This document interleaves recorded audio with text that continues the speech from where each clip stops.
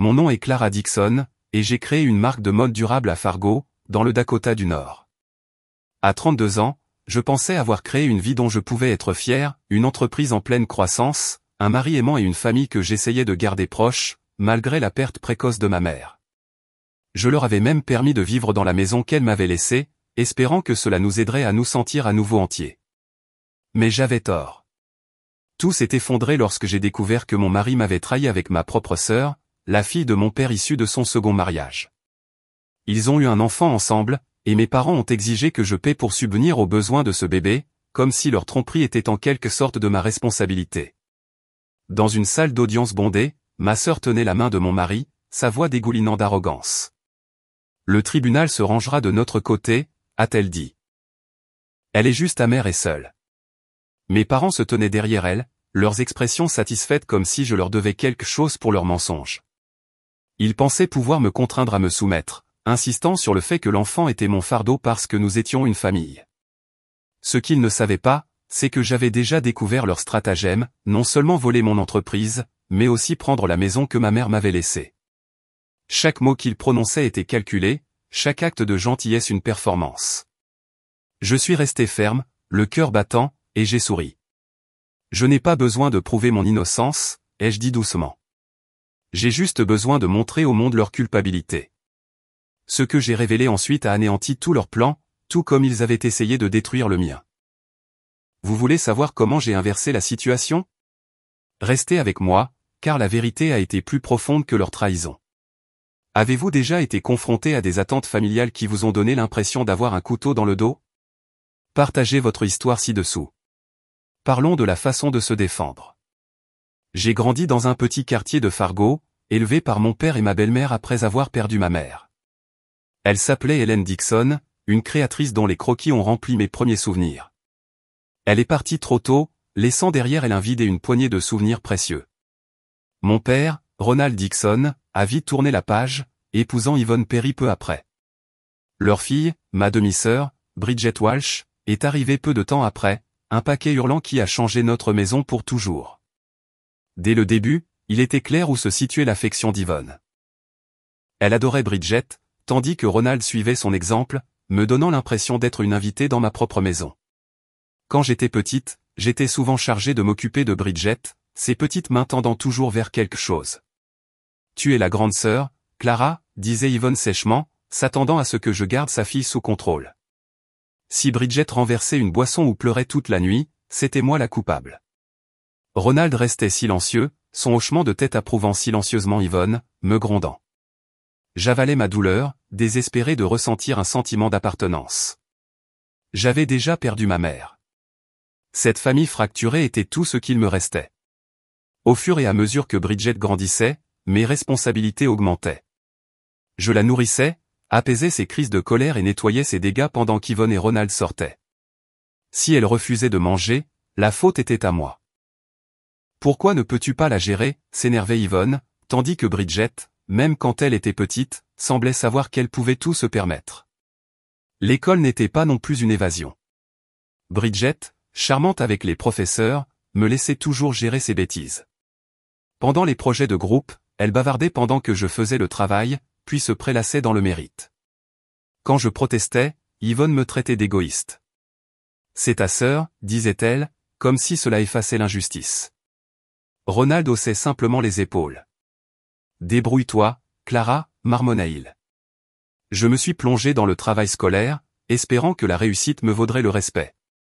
Mais la piqûre de leur favoritisme ne s'est jamais estompée. Le pire est arrivé plus tard dans l'enfance.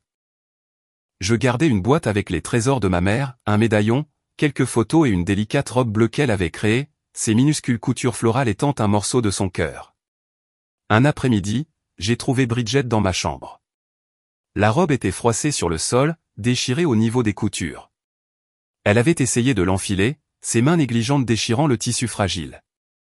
Mon cœur s'est serré quand je l'ai ramassée, les fleurs effilochées et ruinées. Ce n'est qu'une robe, a dit Bridget avec désinvolture. J'ai eu envie de crier, mais je me suis retenu, sachant ce qui allait suivre. J'ai montré la robe déchirée à Yvonne, espérant qu'une fois elle prendrait mon parti. Au lieu de cela, ses yeux se sont plissés. Pourquoi ne l'as-tu pas gardée en sécurité, s'est-elle énervée. Ronald a hoché la tête, approuvant le fait que j'aurais dû être plus prudente. Ils m'ont envoyé dans ma chambre sans dîner, tandis que Bridget a reçu une gâterie pour la réconforter. J'étais assise seule, serrant le tissu déchiqueté, les larmes me brûlant les joues. Cette robe était le rêve de ma mère rendu tangible, et ils l'ont traitée comme des ordures. Pire, ils m'ont traité comme si je n'avais pas d'importance. Cette nuit-là, quelque chose a changé. J'ai vu leur comportement pour ce qu'il était, pas seulement injuste, mais délibéré. Yvonne et Ronald m'ont mise de côté, élevant Bridget au-dessus de moi. J'ai remarqué leur conversation à voix basse quand je quittais la pièce, leurs regards attentifs chaque fois que la maison de ma mère était mentionnée. Je n'en ai pas saisi la valeur à l'époque, mais j'ai senti leur manigance silencieuse. Je me suis dit que je l'imaginais, que la famille ne pouvait pas être si froide, mais le doute est resté. Au fil du temps, j'ai cessé de rechercher leur approbation. J'ai trouvé un emploi dans une boutique locale, économisant chaque dollar pour une vie hors de leur portée. Yvonne s'est plainte que je négligeais Bridget. Ronald s'est éloigné, son affection étant réservée à sa plus jeune fille. J'ai gardé le médaillon de ma mère près de moi, un rappel de continuer à avancer. Ces années m'ont appris une dure vérité, la famille n'est pas toujours synonyme d'amour. Cela peut être un jeu auquel vous n'avez jamais accepté de jouer. Tout a changé lorsque la chaleur est revenue dans l'air et qu'une lettre est arrivée, scellée du nom de ma mère, Helen Dixon. Son testament me laissait la maison dans laquelle nous avions vécu, une modeste maison à 2 étages à Fargo, ses murs étant bordés de ses croquis de robes aux lignes audacieuses et fluides. Mes mains tremblaient en signant les papiers, mon cœur se gonflant. C'était son cadeau, un morceau d'aile que je pouvais tenir. Mais des tensions ont suivi. Ma belle-mère, Yvonne Perry, et mon père, Ronald Dixon, se tenaient à proximité lorsque l'avocat est parti. « Tu garderas la maison pour nous, n'est-ce pas ?» a demandé Yvonne, sa voix douce comme du sirop. J'ai acquiescé, croyant que la famille signifiait partager, même s'ils m'avaient peu donné en retour. Je les ai laissés rester, Ronald, Yvonne et ma sœur, Bridget Walsh, non pas par devoir, mais par désir de connexion après avoir perdu ma mère. J'espérais que cela nous rendrait à nouveau entiers, pas fracturés. Ronald a dit peu de choses, mais le coup d'œil rapide qu'il a échangé avec Yvonne semblait lourd. Je me suis dit que ce n'était rien, que je construisais une maison pour nous tous. Bridget, toujours gâtée, traitait la maison comme la sienne, laissant du chaos. J'ai nettoyé en silence. La maison était plus qu'un foyer. C'était l'héritage de ma mère. Ces croquis dans le grenier m'ont poussé à rêver au-delà de la vie que j'avais connue. Je travaillais dans une boutique locale, apprenant des créateurs en visite. C'est là que j'ai rencontré Gillian Foster, la meilleure amie de ma mère, une créatrice respectée de Fargo avec une clientèle fidèle. « Tu as l'étincelle d'Hélène », a-t-elle dit en feuilletant mes croquis. Ces mots ont allumé quelque chose en moi. Je voulais créer, faire avancer la vision de ma mère. Je me suis inscrite à un programme de design dans un collège local, jonglant avec les cours et les quarts de nuit à la boutique. Yvonne désapprouvait, marmonnant que je négligeais mes devoirs familiaux, c'est-à-dire surveiller Bridget, qui était plus intéressée par les bêtises que par le travail scolaire. Ronald l'a soutenu, laissant entendre que je leur devais de vivre dans ma maison. Leurs mots m'ont piqué, mais j'ai avancé, économisant chaque chèque de paie et dessinant tard dans la nuit. J'ai refusé de laisser leurs attentes me retenir. Au fil du temps, j'ai vu un chemin se former. La mode durable gagnait du terrain, et la communauté soudée de Fargo était parfaite pour un petit lancement. J'ai loué un studio au centre-ville en utilisant mes économies. Gillian m'a présenté à des fournisseurs qui appréciaient les matériaux écologiques. « Commence petit, rêve grand », m'a-t-elle dit, me montrant comment trouver du coton biologique. Ma première collection, des robes simples et aux lignes épurées, s'est vendue comme des petits pains sur un marché local. J'ai appelé la marque Helen Estred, un hommage aux créations de ma mère. Le travail était épuisant.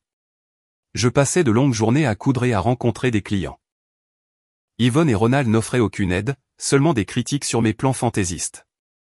Bridget, suivant ses propres caprices, qualifiait mon travail de simple vêtement. Je les ai ignorés, me consacrant entièrement à la croissance. Bientôt, Helen Estred avait un site web et une petite boutique. J'ai embauché quelques habitants, dont une couturière qui m'a appris de nouvelles techniques. La maison, qui abritait toujours ma famille, est devenue un endroit que je visitais moins, bien que je la leur ai laissée ouverte. Je me suis dit que c'était pour l'unité, mais leur froideur m'a fait me demander pourquoi j'essayais. Gillian est devenu mon point d'ancrage. Elle passait prendre un café, partageant des histoires sur la créativité audacieuse de ma mère. Hélène serait fière, disait-elle chaleureusement. Ces mots m'ont permis de surmonter l'épuisement. Finalement, Hélène Estrade a réalisé des bénéfices constants, avec des plans pour une collection plus importante. Je l'avais construit sans le soutien de ma famille, seulement avec détermination et l'héritage de ma mère. Les garder dans sa maison était mon dernier effort pour nous maintenir ensemble, mais leur chuchotement à ce sujet, et les visites impromptues de Bridget dans ma boutique, me semblaient étranges. J'étais trop concentré sur mes rêves pour voir les signes. Puis, j'ai rencontré quelqu'un qui semblait tout changer. Des années plus tard, j'ai rencontré Nathan Brox lors d'un événement communautaire. Hélène Estrade prospérait à Fargo, et je parlais lors d'une foire commerciale de la mode durable. Nathan, un comptable local avec un sourire facile, m'a approché par la suite, me posant des questions réfléchies sur mes finances. Son intérêt semblait sincère, son charme facile. Nous avons commencé à sortir ensemble, et pour la première fois, je me suis senti vraiment vu. Il riait de mes histoires de couture tard dans la nuit et ne sourcillait pas quand je mentionnais la maison de ma mère. Après un an de promenade en soirée dans les rues calmes de Fargo, je l'ai épousée lors d'une simple cérémonie dans un parc. Mon cœur s'est gonflé en prononçant mes vœux, croyant avoir trouvé un partenaire pour partager à la fois ma vie et mon héritage. Au fur et à mesure que l'entreprise se développait, j'avais besoin de quelqu'un pour superviser les finances. Les compétences de Nathan en matière de chiffres ont fait de lui le choix parfait pour le poste de directeur financier chez Hélène Estrade. « Tu me fais confiance pour ça ?» a-t-il plaisanté en signant le contrat. J'ai souri, balayant un léger malaise. C'était mon mari. Ces stratégies ont rationalisé notre budget, réduisant les coûts de l'emballage écologique. L'équipe appréciait sa nature facile à vivre, et j'étais fier, croyant que nous construisions quelque chose de durable ensemble. Mais ma belle-mère, Yvonne Perry, avait d'autres plans. Un soir à la maison, elle m'a coincé. « Embauche Bridget », a-t-elle insisté. Elle a étudié le marketing, et c'est ta sœur. Bridget Walsh ne s'était jamais souciée de mon travail, le raillant souvent comme de simples vêtements. Mais Yvonne a insisté, disant que le travail nous rapprocherait. Mon père, Ronald Dixon, a acquiescé en silence. Voulant la paix, j'ai cédé. Bridget a rejoint l'entreprise en tant que coordonnatrice du marketing, gérant les médias sociaux. Son travail était bâclé, date limite manquée, publication négligente. Quand je lui en faisais part, elle haussait les épaules. « Détends-toi, Clara. »« Ce n'est pas grave, » disait-elle, son ton étant méprisant. Nathan, lui, s'entendait trop bien avec elle. Je l'ai remarqué pour la première fois lors d'une réunion d'équipe à leur regard partagé et à leur rire prolongé. Mon estomac s'est noué, mais j'ai mis cela sur le compte de la paranoïa. Après des années de méfiance au sein de ma famille, je ne voulais pas douter de mon mari. Pourtant, les signes se sont multipliés. Bridget s'attardait dans le bureau de Nathan, leur conversation s'étirant tard. Une fois, je les ai trouvés penchés sur son ordinateur portable, sa main frôlant son bras. Juste en train de planifier les publications, a dit rapidement Nathan, son sourire un peu trop étudié. Bridget a jeté ses cheveux en arrière et est partie. Ma poitrine s'est serrée, mais je me suis accroché à la confiance. Les visites d'Yvonne à la boutique sont devenues fréquentes, couvrant Bridget d'éloges tout en ignorant le reste de l'équipe. C'est une star, disait-elle, en jetant un coup d'œil à Nathan. Mon père l'accompagnait parfois, discutant de chiffres avec lui à voix basse. J'ai essayé de me concentrer sur notre collection de printemps, les commandes affluaient, mais l'attention me rongeait. Nathan restait tard, mettant cela sur le compte des budgets. Bridget publiait des selfies de la boutique, agissant comme si elle la dirigeait. Je les ai surpris en train de chuchoter dans la salle de pause, s'arrêtant au moment où j'entrais. « Quoi de neuf ?» demandai-je, forçant un sourire. « Juste du travail », répondait Nathan en évitant mon regard. Je me suis confié à Gillian Foster, la vieille amie de ma mère. « Est-ce que j'imagine des choses ?» ai-je demandé, décrivant leur proximité. Elle a froncé les sourcils, remuant son café. « Fais confiance à ton instinct, Clara », a-t-elle dit. « Ta mère a toujours fait attention à ce qui n'était pas dit. » Ces mots ont persisté, mais je les ai repoussés. Je ne voulais pas croire que mon mari et ma sœur pouvaient me trahir. Mon entreprise, mon mariage, la maison de ma mère, tout était lié à la famille que je m'étais battu pour maintenir ensemble. Pourtant, les nuits tardives de Nathan et la suffisance de Bridget sont devenues impossibles à ignorer. Je l'ai surprise une fois au téléphone, riant de garder les choses en famille. Mon sang s'est glacé, bien que je n'ai aucune preuve, juste une crainte croissante.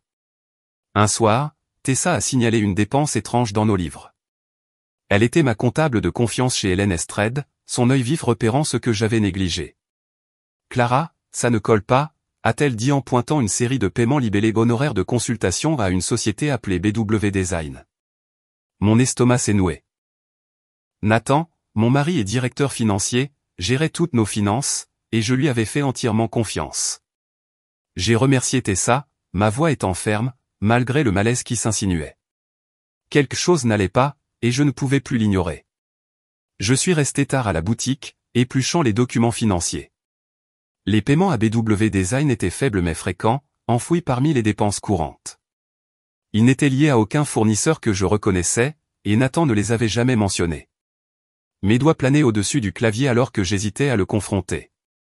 Au lieu de cela, je suis allé voir Derek, notre spécialiste en informatique, qui était avec Hélène Estrade depuis le début. « Peux-tu vérifier le serveur pour tout ce qui est lié à BW Design ?» ai-je demandé, gardant un ton désinvolte. Derek a acquiescé, curieux mais discret. « Donne-moi une journée », a-t-il dit, tapant déjà sur le clavier. Le lendemain soir, Derek m'a appelé dans son bureau. Son visage était sombre lorsqu'il m'a tendu une pile de mes imprimés. « Tu dois voir ça », a-t-il dit. Mon cœur battait la chamade alors que je parcourais la première page. Les emails étaient entre Nathan et ma sœur, Bridget Walsh, et leurs mots étaient effroyablement clairs. Ils avaient prévu de détourner des fonds de Hélène Estrade pour créer BW Design, une marque de mode rivale. « Nous allons prendre sa part de marché », a écrit Nathan. Elle est trop occupée pour s'en apercevoir. La réponse de Bridget était suffisante. Elle ne nous soupçonnera jamais. Mes mains tremblaient, la trahison étant plus profonde à chaque ligne. Mais il ne s'agissait pas seulement d'argent. Les emails révélaient plus, une série de messages intimes, de réunions tardives et de références codées à des rendez-vous dans un hôtel de Fargo. « La maison sera bientôt à nous », avait écrit Bridget. Yvonne la pousse à craquer. Mon sang s'est glacé. Ils ne volaient pas seulement mon entreprise. Ils en voulaient à la maison de ma mère, celle que j'avais laissée à mon père, Ronald Dixon, à Yvonne Perry et à Bridget. Les pièces du puzzle se sont enfin assemblées, l'insistance d'Yvonne à embaucher Bridget, les nuits tardives de Nathan, leur chuchotement dans la salle de pause. Tout cela faisait partie de leur plan. J'étais assise, figée, les mots devenant flous à travers mes larmes. L'avertissement de Gillian Foster résonnait dans mon esprit. Fais confiance à ton instinct. J'avais ignoré tous les signes, voulant croire en Nathan et en ma famille. Mais il ne s'agissait pas de négligence. C'était délibéré. BW Design n'était pas encore enregistré, mais les emails décrivaient leurs prochaines étapes, détourner davantage de fonds, lancer leur marque et me forcer à partir. Un message de Nathan était direct. Une fois que nous aurons la maison, elle n'aura plus rien. La réponse de Bridget était un couteau. Elle le mérite pour avoir pensé qu'elle est meilleure que nous. J'ai appelé Gillian, ma voix tremblant lorsque je lui ai tout raconté. « Que dois-je faire ?» ai-je demandé en serrant le téléphone. Son ton était ferme. « Tu te bats, Clara. Ta mère a construit cette maison, et toi tu as construit cette entreprise. Ils n'ont pas le droit de prendre l'une ou l'autre. » Ces mots m'ont stabilisé, bien que la douleur brûlait toujours. J'avais tout donné à Hélène Estrade, mon cœur, mon mariage, mon espoir pour ma famille, et ils avaient comploté dans mon dos. Le lendemain, j'ai rencontré à nouveau Derek et je lui ai demandé de remonter plus loin dans les paiements. Il a trouvé un compte bancaire lié à BW Design, ouvert au nom de Bridget mais financé par les approbations de Nathan. Les montants étaient suffisamment faibles pour passer inaperçus lors de vérifications occasionnelles, mais ils se sont élevés à des milliers de dollars. Je me suis senti mal, réalisant combien de temps ils avaient pillé mon entreprise. Derek a hésité, puis a ajouté à voix basse, il y a plus. Ils ont également envoyé des emails à ma belle-mère. J'ai parcouru le nouveau lot. Yvonne avait entraîné Bridget, l'encourageant à s'assurer de la maison et à maintenir Nathan sur la bonne voie. Ronald n'a pas été mentionné, mais son silence dans chaque dispute familiale hurlait maintenant la complicité. Ils étaient tous de mèche, ou du moins prêts à en profiter. Ce soir-là, je suis allé en voiture à la maison de ma mère, le Porsche familier étant maintenant souillé. Yvonne m'a accueilli avec sa fausse chaleur habituelle. Ici pour vérifier que nous allons bien, a-t-elle demandé, son sourire étant crispé. J'ai acquiescé, ne disant rien alors que mes yeux balayaient la pièce. Bridget était allongée sur le canapé, faisant défiler son téléphone, souriant comme si elle savait quelque chose que je ne savais pas. Nathan était sorti, travaillant tard à nouveau. Je suis parti sans dire un mot, mon esprit étant en ébullition. La maison, l'héritage de ma mère, était leur objectif final. Ils pensaient que je céderais, que je la leur remettrais comme je leur avais remis ma confiance. De retour à la boutique, j'ai enfermé les emails dans le tiroir de mon bureau, ma détermination se solidifiant. Je n'étais pas la femme naïve qui les avait laissés vivre dans ma maison, espérant l'unité. Je n'étais pas la femme confiante qui avait ignoré les signes. J'ai commencé à tout documenter, les transferts, les messages, les comptes. Puis, j'ai appelé mon avocat, l'homme discret qui avait géré le testament de ma mère des années plus tôt. Je dois protéger ce qui est à moi, ai-je dit. Il a écouté attentivement et a promis d'enquêter sur BW Design et leur implication. Au fur et à mesure que je creusais, toute l'étendue de leur trahison est devenue claire. Nathan avait détourné des clients vers un compte caché, se préparant à lancer BW Design, en utilisant mes créations comme base. Les publications marketing à moitié enthousiastes de Bridget avaient été des tests pour l'esthétique de leur propre marque. Les visites fréquentes d'Yvonne n'étaient pas de l'ingérence, c'était de la reconnaissance. Chaque étape que j'avais franchie pour construire Hélène Estrade, chaque sacrifice que j'avais consenti, était devenu une cible pour leur cupidité. Le silence de mon père, autrefois de la simple négligence, me semblait maintenant être une trahison. J'étais assise seule dans mon bureau, le poids de tout cela me pesant dessus. Les mots de Gillian me sont revenus. Tu te bats, et je le ferai. Il pensait pouvoir tout prendre, la maison de ma mère, mon entreprise, ma confiance. Mais j'avais désormais la vérité, et elle était plus tranchante que leurs mensonges. Je n'étais pas prête pour ce qui allait suivre. Le lendemain, mes réseaux sociaux étaient inondés d'accusations. Des posts sur X, rédigés par Bridget Walsh, me dépeignaient comme une tyran sans cœur qui avait abandonné sa famille. Clara Dixon a refusé de soutenir l'enfant de sa propre sœur, pouvait-on lire dans un post, accumulant les partages d'étrangers qui ne connaissaient rien de la vérité. Des commentaires affluaient, me qualifiant d'égoïste, d'avide, d'imposteur qui avait bâti Hélène Estrade sur des mensonges. Mon sang bouillonnait alors que je parcourais les attaques, chacune étant une frappe calculée. Ma sœur ne me trahissait pas seulement en privé, elle traînait mon nom dans la boue en public. J'ai appelé Tessa, ma comptable, qui avait également vu les posts. Ils affirment que tu leur dois une pension alimentaire pour enfants, dit-elle, sa voix serrée d'incrédulité. C'est Nathan et Bridget, n'est-ce pas? J'ai acquiescé, bien qu'elles ne puissent pas me voir. Les emails que Dererick avait découverts, preuve de leur liaison et de leur plan pour lancer BW Design, brûlaient dans mon esprit. Ils n'en voulaient pas seulement à mon entreprise. Ils voulaient la maison de ma mère et s'attendaient maintenant à ce que je finance leur enfant. Ma belle-mère, Yvonne Perry, et mon père, Ronald Dixon, avaient rejoint la campagne de dénigrement, retweetant les mensonges de Bridget avec leur propre légende. La famille passe avant tout, écrivit Yvonne, son hypocrisie épaisse dans chaque mot. Je me suis rendu à la boutique en voiture, les mains agrippant le volant. L'équipe était en effervescence, leurs yeux se tournant vers moi alors que j'entrais. Nous avons vu les posts, murmura une couturière. Nous sommes avec toi, Clara. Leur soutien m'a stabilisé, mais j'avais besoin d'agir. J'ai convoqué une réunion du personnel, gardant un ton calme et ferme. Nathan et Bridget ne font plus partie de Hélène Estrade, ai-je annoncé.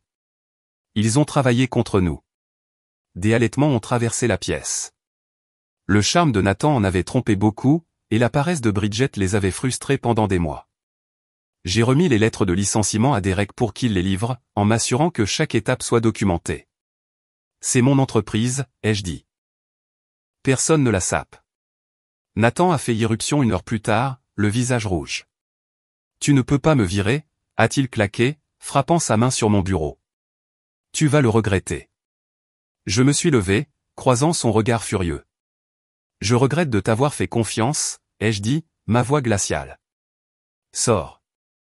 Bridget a suivi, son sourire narquois disparu, remplacé par un air renfrogné. Tu es pathétique, a-t-elle sifflé, agrippant son sac. Tu vas tout perdre. Je n'ai pas bronché. Leurs menaces me semblaient vides maintenant, leur trahison exposée par les emails enfermés dans mon tiroir. L'équipe a regardé silencieusement leur départ, la porte claquant derrière eux.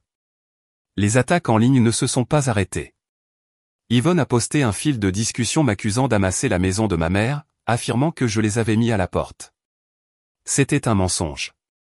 Je les avais laissés vivre là pendant des années, espérant une famille.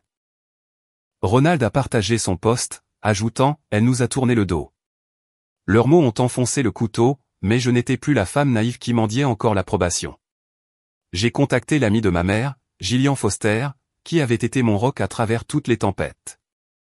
J'ai besoin d'un avocat, lui ai-je dit, ma voix stable malgré le chaos.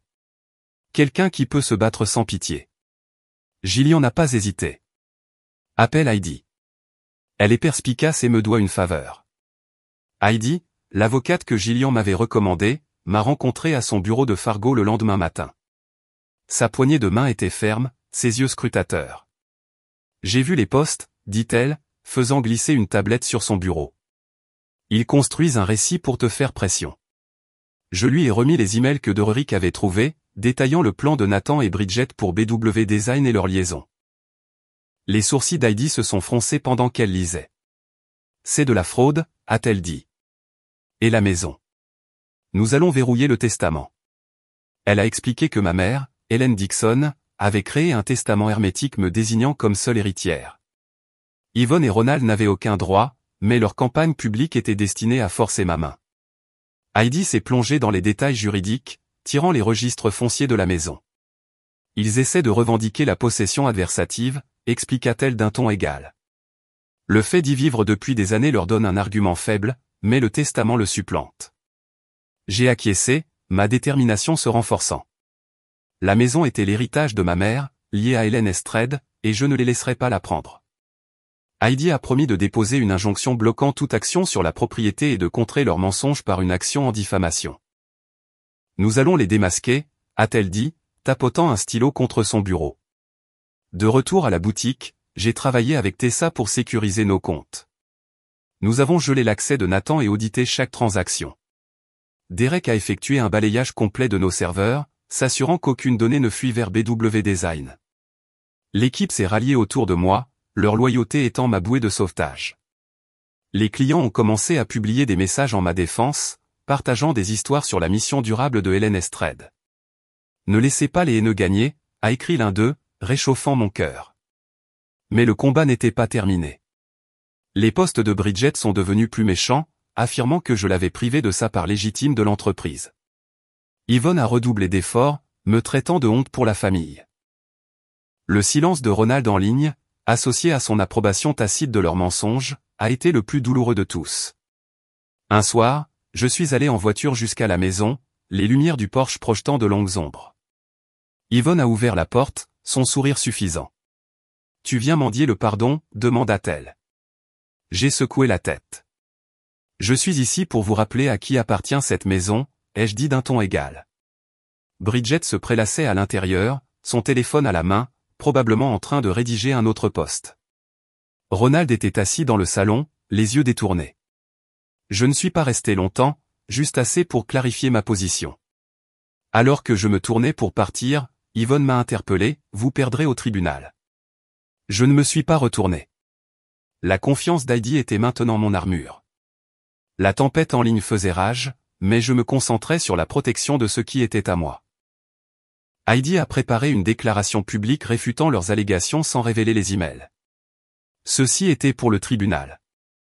Elle m'a conseillé de rester silencieuse en ligne, laissant leurs mensonges aller trop loin. Ils sont désespérés, dit-elle. C'est leur faiblesse. Je lui faisais confiance, bien que le poids de la trahison se fasse lourdement sentir. La maison de ma mère, mon entreprise, ma confiance, ils avaient essayé de tout voler. Gillian est passé à la boutique, sa présence me ramenant les pieds sur terre. « Tu es plus forte qu'ils ne le savent, » dit-elle, serrant ma main. Je m'y suis accroché, sachant que le combat était loin d'être terminé. Au palais de justice, je les ai affrontés une dernière fois. La salle d'audience était tendue alors que j'avançais pour prendre la parole.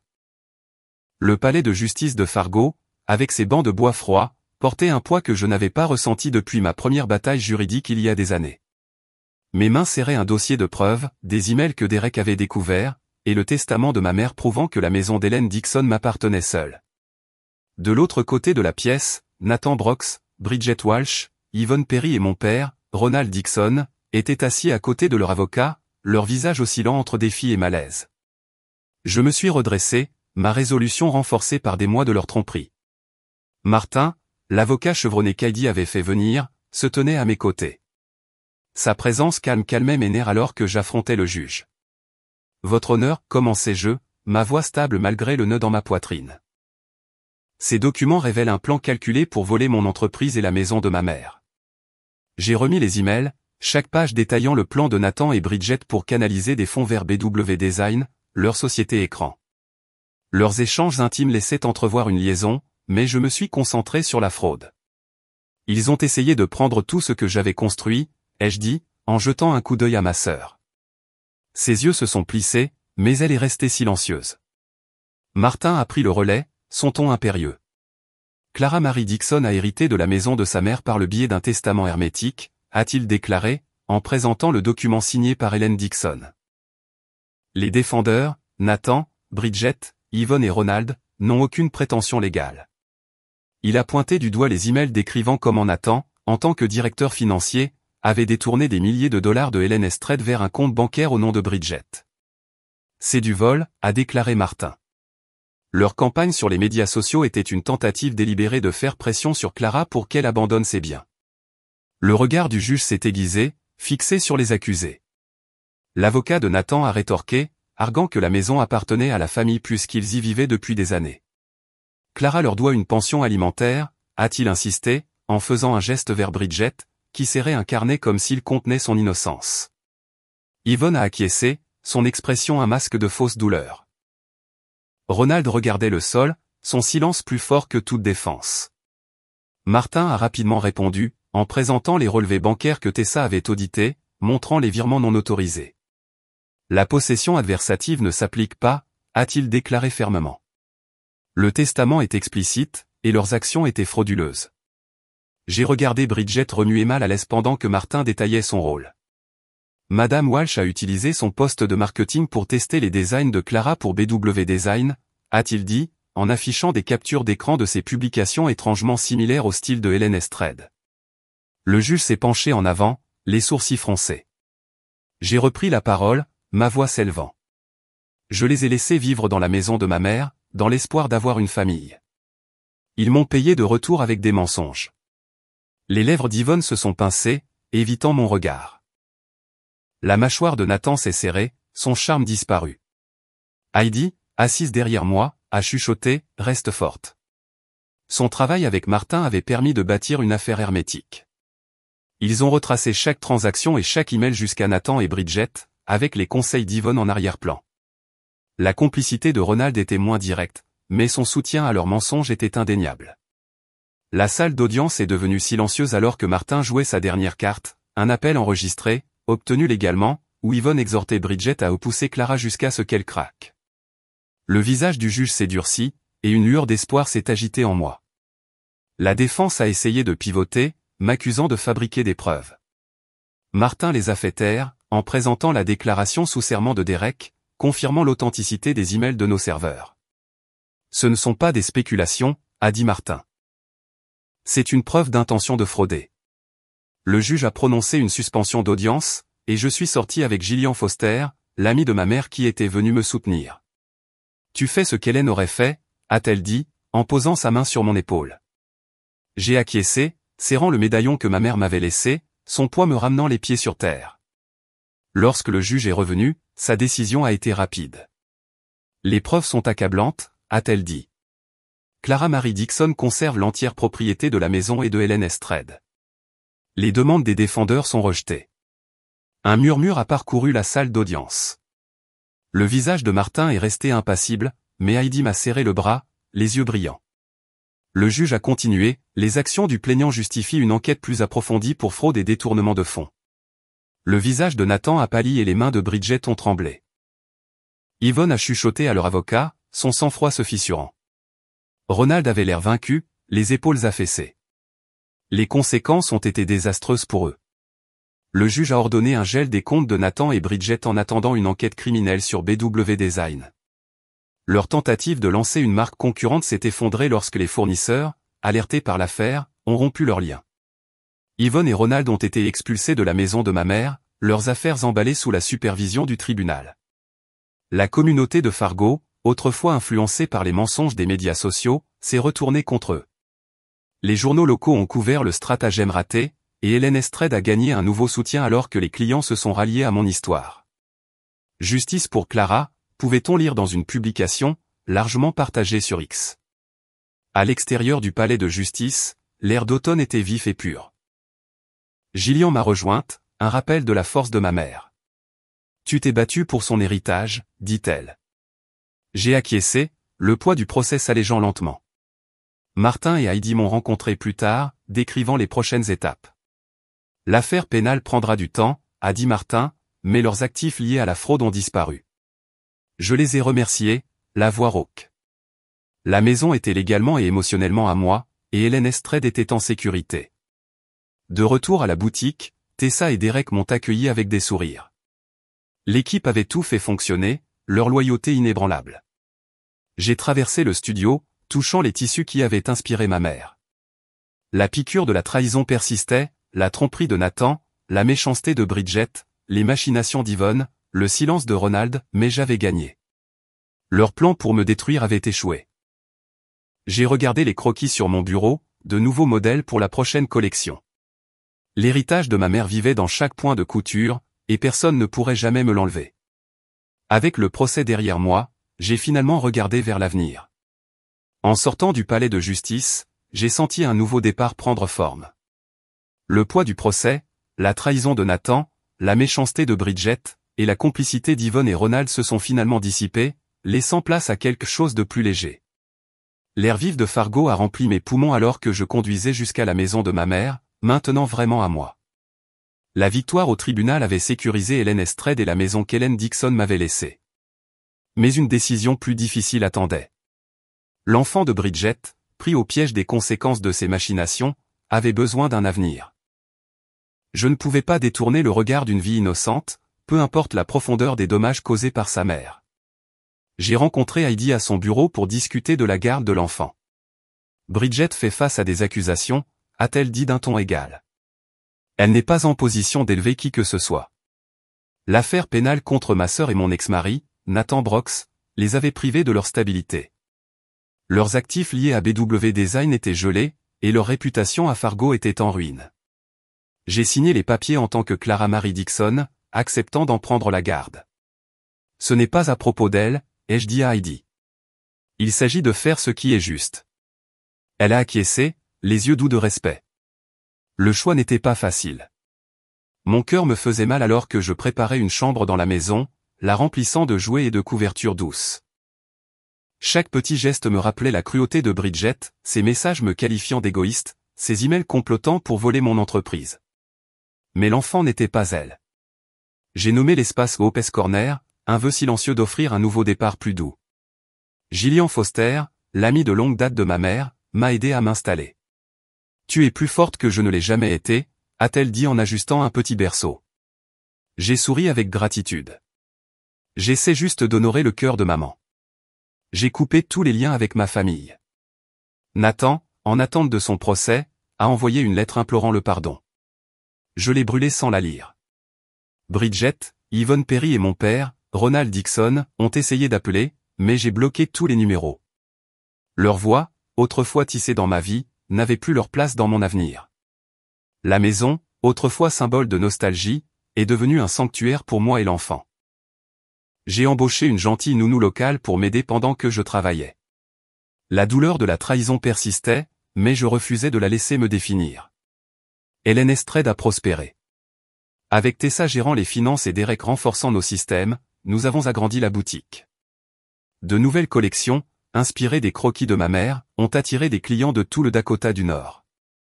La communauté, autrefois influencée par les mensonges de Bridget, s'est maintenant ralliée à moi.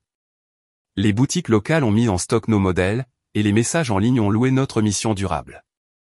Clara est une battante, a écrit une cliente, partageant une photo de sa robe. En lisant leurs mots, mon cœur s'est gonflé. L'équipe était devenue ma véritable famille, un contraste frappant avec celle que j'avais perdue. Inspiré par le voyage, j'ai fondé le fonds Hélène Dixon pour soutenir les femmes qui créent leur propre entreprise. En partenariat avec des organisations locales à Fargo, j'ai offert des subventions et du mentorat. Lors du premier événement, je me suis tenu devant un petit public, ma voix stable. Ma mère m'a appris à créer et à me tenir debout, ai-je dit. Ce fonds est destiné aux femmes qui osent rêver, quels que soient les obstacles. Gillian a regardé fièrement depuis le premier rang, tandis que Tessa et Derek ont géré chaque détail à la perfection. La première subvention du fonds est allée à une jeune créatrice dont les croquis me rappelaient mes premières années. L'aider, c'était comme perpétuer l'héritage de ma mère. Au fil du temps, la paix est revenue par la routine. Les matins ont commencé par un café et des croquis à la boutique. Les après-midi étaient consacrés à l'enfant, à lire des histoires dans Opes Corner. Les soirs, je planifiais les prochaines étapes du fonds avec l'aide juridique d'Heidi. La maison, autrefois lourde de tension, résonne maintenant de rire. J'ai accroché les croquis de ma mère le long des murs, des traits audacieux qui me rappelaient tout ce pourquoi je m'étais battu pour protéger. Les cicatrices de la trahison, la tromperie de Nathan, la cruauté de Bridget, le silence d'Yvonne et Ronald, se sont lentement estompés, remplacés par un objectif. Avec le recul, j'ai appris que l'indépendance et la responsabilité peuvent guérir même les blessures les plus profondes. La trahison m'a appris à me faire confiance et à m'en tenir à mes valeurs. Accueillir un enfant innocent, malgré la douleur liée à sa mère, m'a montré que la gentillesse n'est pas une faiblesse, c'est une force. Construire Hélène Estrade et le fonds a prouvé que personne ne peut voler vos rêves à moins que vous ne le permettiez. À tous ceux qui mènent leur propre bataille, je dirais ceci, accrochez-vous à ce qui est à vous, protégez ceux qui ont besoin de vous, et ne laissez jamais la trahison atténuer votre lumière. L'héritage de ma mère vit dans chaque pas que je fais, et j'en suis plus forte.